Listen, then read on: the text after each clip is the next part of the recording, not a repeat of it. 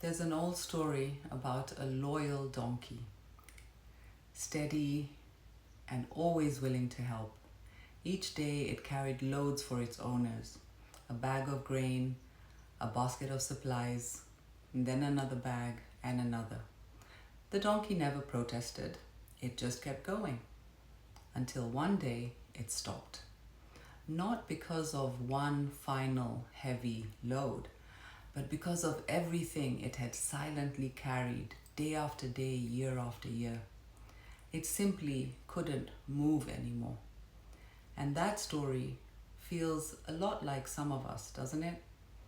We keep going, we show up, we say yes, we do what needs to be done even when we're running on empty.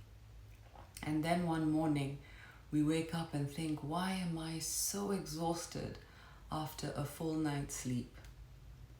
But here's what I want to say to you today from one woman to another. This isn't just tired. This is emotional exhaustion. It's carrying too much for too long, often without even realizing it. Most of us have been conditioned to believe that rest is earned and only after everything else is done. But the truth is, many of us have become the donkey in our own lives, always loading up more. We carry the emotions we never voiced, the responsibilities that were never really ours, the unhealed pain we pushed aside to keep functioning.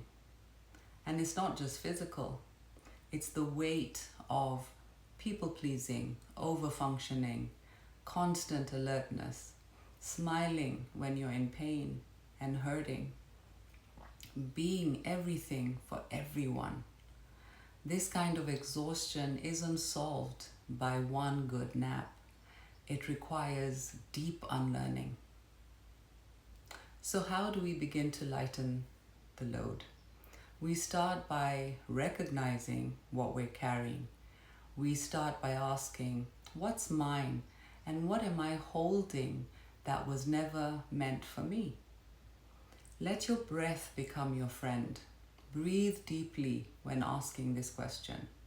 Exhale and let that energy of doing release, even if it's just for a little while. And listen to your inner voice. And we learn to rest, not just physically, but emotionally, mentally, and spiritually. Because you don't need to collapse to give yourself permission to slow down.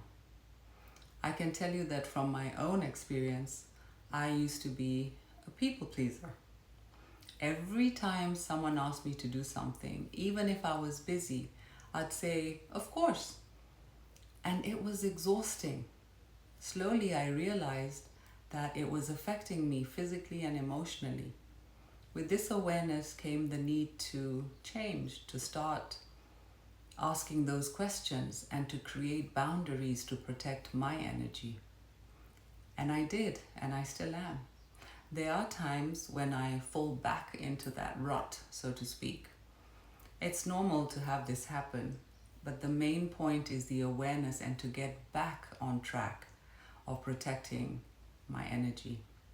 This video is part of a series, and in the next video, I'm going to talk about why so many of us say, I'm fine, when we clearly are not.